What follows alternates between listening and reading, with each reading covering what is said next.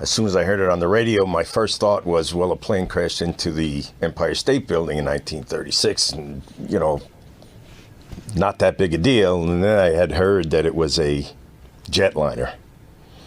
So I frantically pulled into what was then Bandera, and I have keys to the Hillstone store, so I went inside, put the TV on, and was shocked. I thought it was an accident at first. I was in my office, and I saw people like scurrying by my office. I'm just like, what's going on? I said, a plane hit the Trade Center. Again, you're thinking it's a Cessna, small plane. Is it windy? It's still a little like, why the hell did this happen? And then more people are going by, and like Mike said, I heard someone say, they think it's a commercial airliner. I'm like, what? So I got up from my desk. Now, our building was right on the water facing the Trade Center, and I walked over, and the fire and smoke coming out of that building, I was like, oh my God. I couldn't believe this. How did this happen? Get back to my desk, Mike, and as you know, I'm calling my brother's firehouse. My brother was on duty that day in Ladder 3, downtown Manhattan. No answer. Of course, there's no answer because they're going to be down there. And I tried my buddy. I knew my buddy worked in that building. I tried him numerous times. Cell phone, office phone, cell phone, office phone. And let's remember, back then, cell phones weren't what they are now. Mm-hmm. No texting, no emails, nothing. So, and trying to find the radio on through work. We didn't have radios, but somebody did. And there was no information besides so I got up from my desk, and I'm walking over to the windows, and there's 20, 30 people standing in front of these floor-to-ceiling windows. And all of a sudden, there's a scream, and people literally fell to the ground.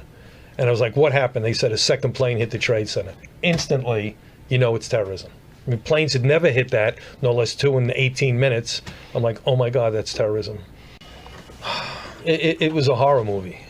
I mean, we were at my office, and we're watching this happen. And Mike, I was at the window when the first building came down. I was staring right at it, and it disappeared in seconds. And this is a horror movie, except it's real. And I just stood there. I was in shock. There's no way you couldn't be in shock. I worked in the Trade Center. I worked on the 102nd floor. That whole building just disappeared. And I literally said to a guy working with me, 15,000 people just died. My buddy was in that building. My brother was below it somewhere, and they're both gone. So, I mean, it's just horrifying. How quickly that building just disintegrated into rubble is beyond belief. And we were in Brooklyn, and people didn't know where to go, what to do, and people were panicking. And I just said, you know what, I'm safe here. Where do we go? And they shut down all the trains. There was no place to go. You're in Brooklyn, and people wanted, we'll walk over to Brooklyn Bridge. So we went outside, and people were coming out of Manhattan into Brooklyn, and they were covered in soot. And they look like ghosts. So I said, I'm going back upstairs until the trains start running or until we know something more. So eventually the trains reopened. So I got on the subway to go into Manhattan, not knowing where I'd go or what I'd do. I thought I'd go home. I lived in New Jersey at the time, but something told me, go to my brother's firehouse. And that's what I did. I took a train as close as I could get to my brother's firehouse. But another worst part of that day was the train stopped and doors opened about 2 blocks from the Trade Center. There was soot a foot high from those buildings that had come down. There were human remains in that soot somehow, some way. And the doors open up, and the train's packed, and everybody you looked at was in shock. Like, oh my gosh. It fell all the way down into the subway, all this dirt and dust and soot, and here it is. And the doors open. Nobody got on, nobody got off. But it was just a really eerie feeling. And then the doors closed, and we went up a little further, and my brother's house was downtown, so I got off, and I started walking to the firehouse. When I got to the firehouse, I'm looking for faces I know. I knew a lot of the guys John worked with, and I came upon one guy, Billy, and I looked at him and said, what's going on? Have you been down? This is like 2:30 now, maybe 2 o'clock, somewhere in there. Can't remember exactly. And he was covered in soot too. And they had told, and maybe you know this too, Michael, they had told all the firemen to go back to their respective firehouses because they wanted to take a head count. They told them to stand down. They were also worried about more collapses. And these guys weren't happy that they were being told that because they want to get down to the rubble and dig out if anybody's alive.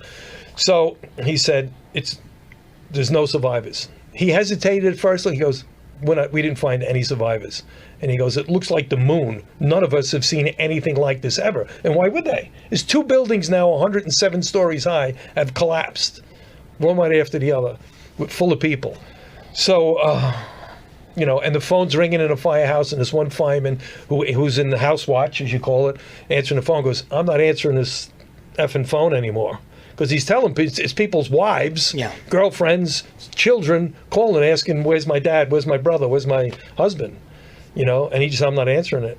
So, it wasn't good. I knew something was wrong. So then he started going to hospitals. Because I also got my best bud who worked in the first plane to hit. He was in that building, and I'm thinking, okay, maybe I'll find somebody in a hospital. So I spent time going back and forth to all the hospitals downtown. St. Vincent's, Beekman, looking everywhere. And it's the only time in your life where you want to grab a list, and hopefully your brother or best friend is on that list, because it means they're alive. And it never happened.